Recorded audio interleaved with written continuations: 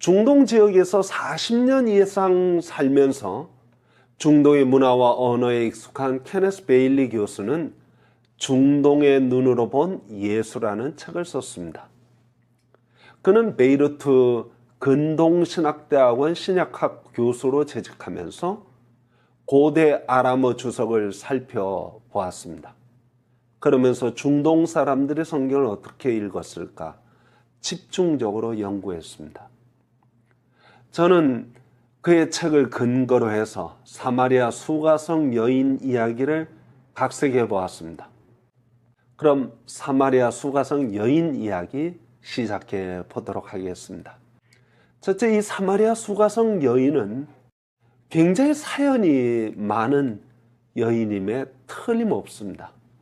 남편 5이 있었다는 이야기만 해도 그녀의 사연을 짐작할 수 있습니다. 특히 현대인의 입장에서 읽으면 이거 굉장히 놀라운 이야기지만 사실 그때 당시 의료 기술은 형편없었고 게다가 잦은 전쟁 때문에 남자들이 죽는 경우가 허다했습니다. 그래서 여성들이 보통 2번, 3번 결혼하는 경우가 많았습니다. 그래도 5번 결혼했다. 조금 많긴 하죠. 아마도 그녀는 상당한 미모의 여인이 아니었을까 생각합니다. 현재 남편도 남편이라고 말할 수 없다는 것을 보아서 뭔가 부적절한 관계가 아닌가 하는 추측을 할 수가 있습니다. 보통 여자의 적은 여자라는 말이 있는데 그녀는 친구가 없었습니다. 일반적으로 여자들이 우물물을 길러 갈 때는 무리를 지어서 갑니다. 정오의 뜨거운 태양을 피해서 아침 저녁으로 우물을 찾아갑니다. 여자들은 우물에서 동네에서 있었던 이야기를 나누며 웃고 떠들며 시간을 보냅니다. 수가성 여인은 그 무리에 끼고 싶지 않았습니다. 왜냐하면 대개 뒷말과 헌담을 주로 했던 우물가 대화에서 늘 자기 이야기가 빠지지 않고 거론된다는 것을 잘 알고 있었기 때문입니다. 그녀는 언제나 혼자였습니다. 사람들이 싫었습니다.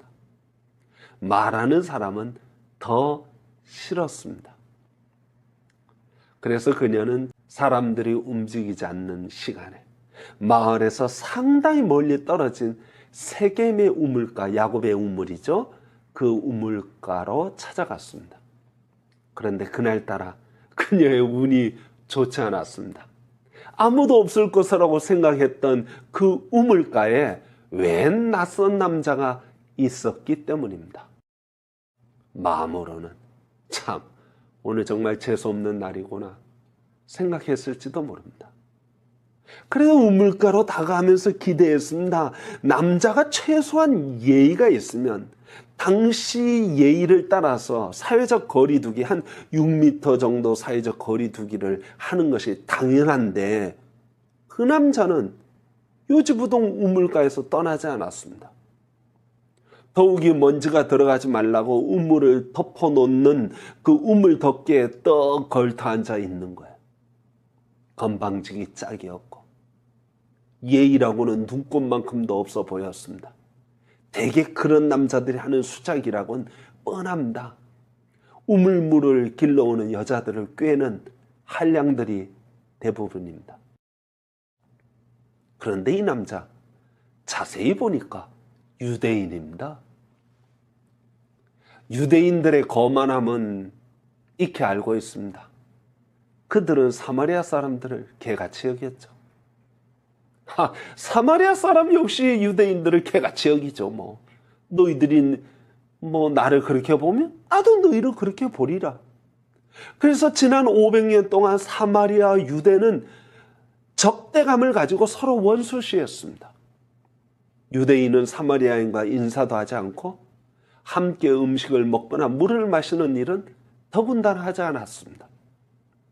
그들은 사마리아 사람을 부정하게 여겼기 때문입니다. 그런데 놀랍게도 이 유대인 사회적 거리두기를 하지 않을 뿐만 아니라 그녀에게 말을 걸었습니다. 제게 물 좀 주실래요? 처음에 이 남자가 하는 말을 듣는 순간 보통 유대인하고는 좀 다르구나 생각을 했습니다. 그는 유대와 사마리아의 500년 접대감을 뛰어넘어 남자와 여자의 거리감을 뛰어넘어 말을 걸어왔습니다. 더군다나 자신을 낮추어서 부탁하는 말로 말을 걸어와요. 어떻게 대응해야 할지 잘 몰라 이 여자는 당황하여 퉁명스럽게 대꾸했습니다. 당신은 유대인인데 어째 사마리아 사람인 나에게, 아니 사마리아 여자인 나에게 물을 달라고 하십니까? 자, 여기서 잠깐 예수님의 선교 신학을 좀 생각해 볼 필요가 있습니다. 고대 중동인들은 물을 떠먹기 위하여 두레박을 가지고 다녔습니다. 아마 그 포터블 두레박, 이렇게 접어가지고 갖고 다니는 두레박이 있어요. 펴면 물을 뜰 수 있는 거죠. 아마도 예수님 일행도 두레박이 있었을 것입니다. 그런데 제자들은 그 두레박을 가지고 마을로 음식 구하러 갔습니다. 목이 마르셨던 주님은 제자들에게 야, 두레박 놓고 가, 그럴 수도 있었지만 주님은 다른 계획이 있었습니다.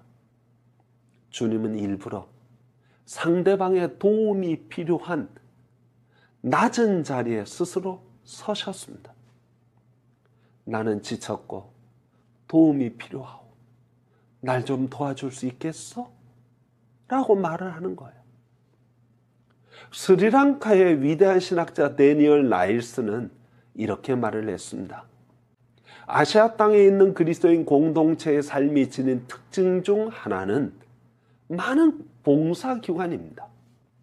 우리는 학교와 병원과 고아원과 농장을 운영합니다. 그러나 우리가 바로 깨닫지 못하는 것은 이런 기관이 그리스도인으로서 봉사하는 통로인 동시에 세상에서 권력을 누리게 해주는 원천이라는 것입니다. 우리는 이런 기관 덕분에 후견인이 되고 고용을 통제하고 때로는 돈을 벌기도 합니다. 그 결과 지역사회의 다른 이들은 교회를 질시하는 눈으로 때로는 두려움을 품고 때로는 의심마저 품고 보게 됩니다. 지금까지 기독교 선교는 섬기고 봉사한다고 하면서 높은 자리, 베푸는 자리에 설 때가 많았습니다. 그러나 예수님은 스스로 낮은 자리, 도움이 필요한 자리에 서기를 기뻐하셨습니다.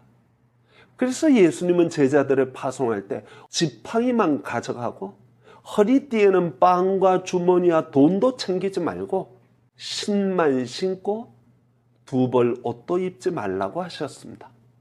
낮은 자리, 도움이 필요한 자리에 서서 복음을 전파하라는 뜻입니다.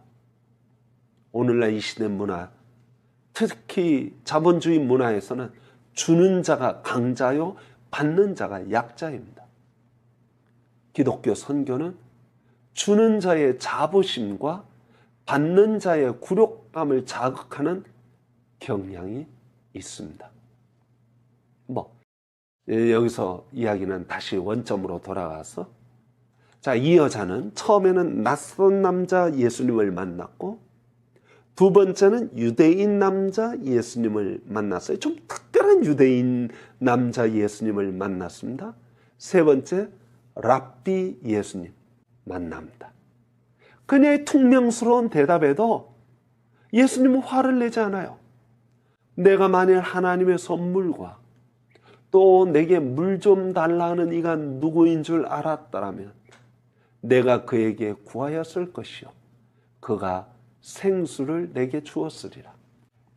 그의 말을 듣는 순간 이분 성경에 정통한 분이구나. 바로 깨달았습니다. 그는 사마리아 여성인 그녀를 하나의 인격책으로 대우했습니다. 그가 말한 하나님의 선물은 틀림없이 모세의 율법, 곧 토라를 뜻하는 것이라 생각했습니다. 그러나 그건 이 여자의 좁은 시각입니다. 이사야 선지자는 이렇게 말했습니다. 내가 너를 백성에게 주는 언약, 열방의 빛으로 주리라. 여기 열방의 빛으로 주는 언약은 말씀이 아니라 하나의 인격체를 말하고 있습니다. 그는 다름 아닌 예수님입니다. 그러므로 예수님은 하나님의 선물과 물 좀 달라 하는 일을 연결하여 말씀하셨습니다. 자, 다시 여인 이야기로 돌아가 봅시다. 그녀는 예수님이 하시는 이야기에 왠지 모를 관심이 가면서 또 도전하고픈 마음도 생겼습니다. 당신은 물기를 그릇도 없고 이 우물은 깊은데 어디서 그 생수를 얻을 수 있습니까? 당신이 야곱보다 큽니까? 일반적으로 유대인들은 사마리아인들이 야곱을 자기 조상이라고 하면 발끝 화를 냈습니다. 왜냐하면 야곱은 자기들의 조상이지 이방의 피가 섞여 있는 사마리아인들이 야곱의 이름을 들먹거릴 자격이 없다고 생각했기 때문입니다.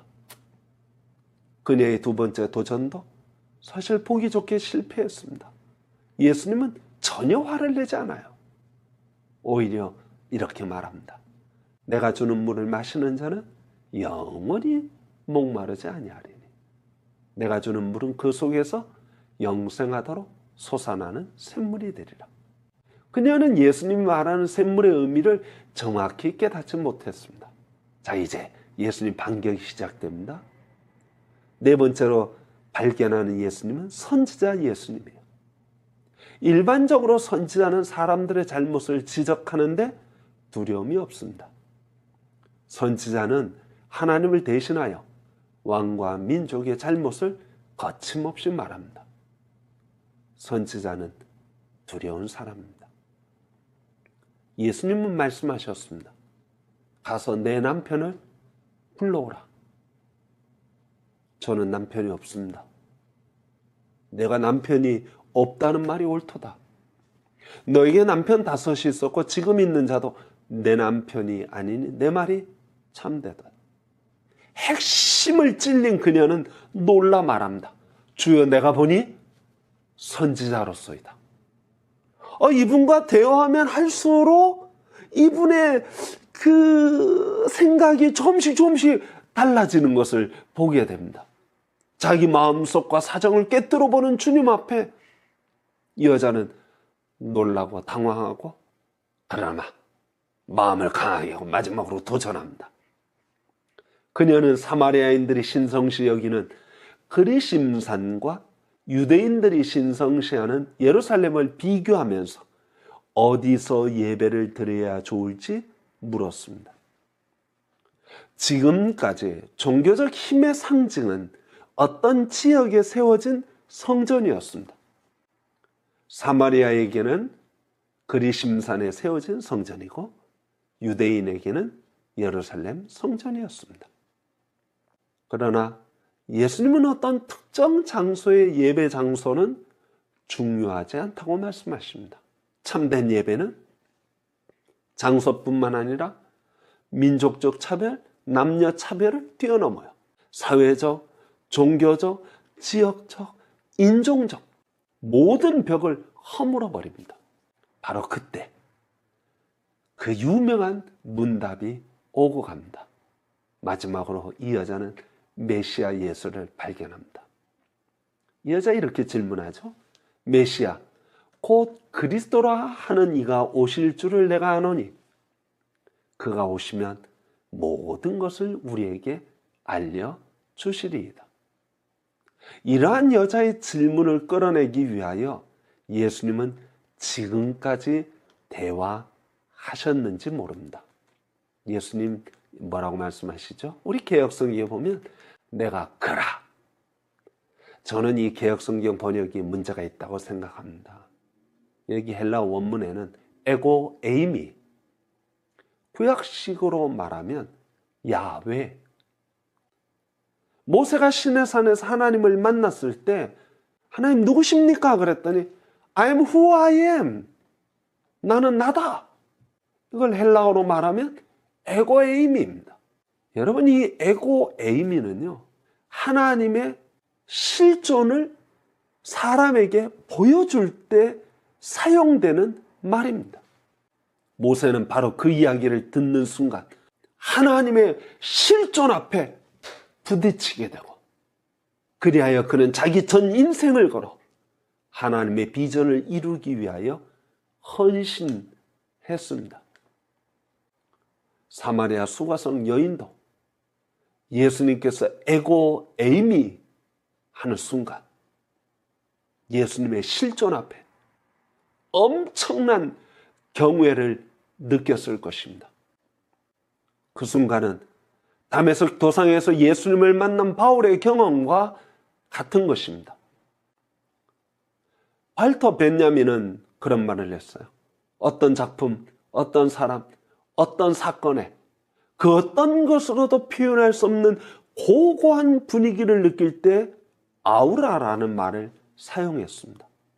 사마리아 수가성 여인은 예수님의 에고 에임이라고 선언하는 그 순간 예수님에게서 신성의 실존을 느꼈을 것이라고 저는 확신합니다.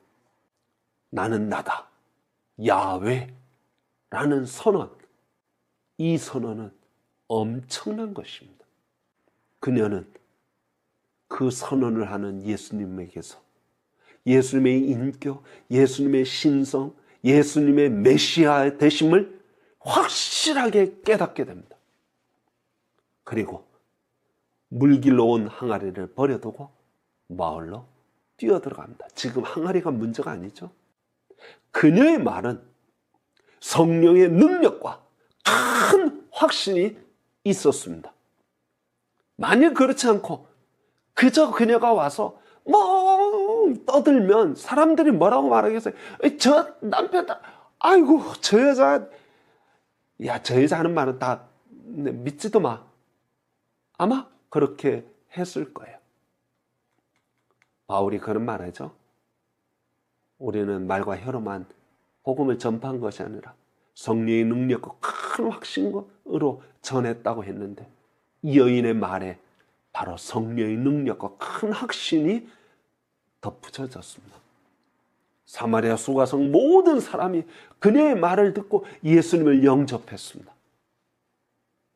수가성 사람들은 예수님에게 며칠만 더 머물러 주세요 요청했습니다.